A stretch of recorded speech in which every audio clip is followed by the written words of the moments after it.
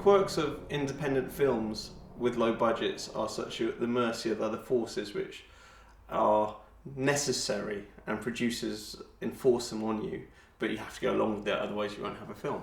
One of which was the location. In the screenplay, it's a medium-sized house in the middle of the countryside, you know. But the producers found a fantastic location within the M25 belt, so close for crew and cast, but it was a stately home. The advantage was it was at Longcross Studios, so it had facilities, but the disadvantage was that it was a stately home, and that was not what was written in the screenplay. And so that meant when we went to Longcross Studios, we were looking at this stately home for the first time going, how are we going to fit our screenplay into this massive building? But Adam, again on holiday in Portugal, was faced with the phone calls of, can you turn your mid-sized home location for the screenplay into a stately home?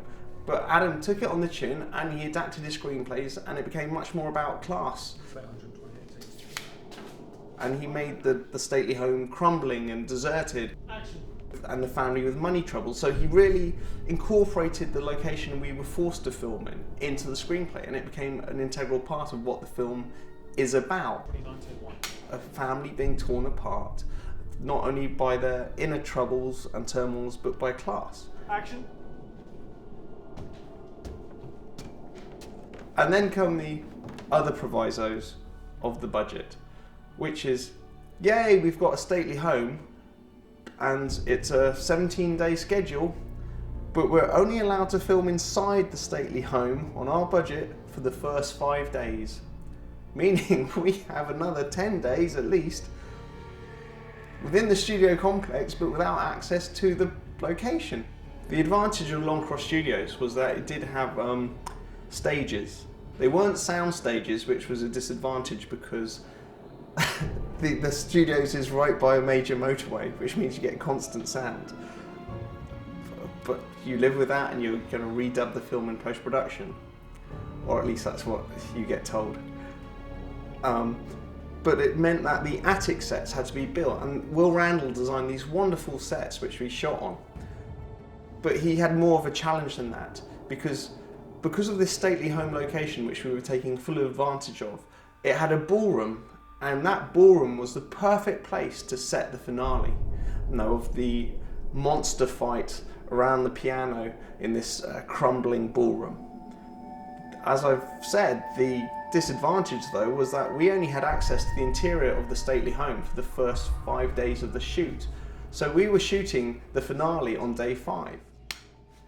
But the monster suits weren't going to be ready for the creatures until the last week of filming.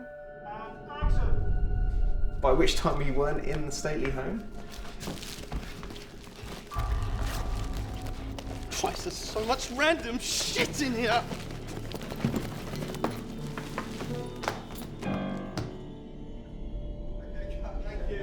So what Will had to do was he had to recreate on the stage half of the ballroom set. And on day 5 of filming, we were shooting, for example, left to right, shots featuring Josh reacting to the monster.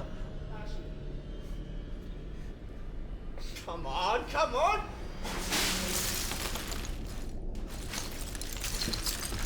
And then on day 18, the very last day of filming, on the set, we were shooting the right to lefts.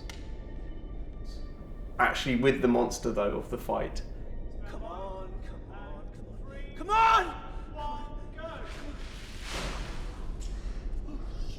It was a complete headache, but we did it thanks to the storyboards which we'd prepared, and it was a nightmare. But those are the problems you have when you make low budget films and you have to split your finale by 2 weeks in different locations.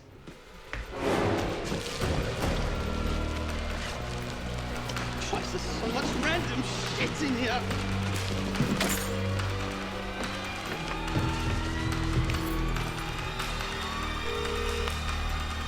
Come on, come on!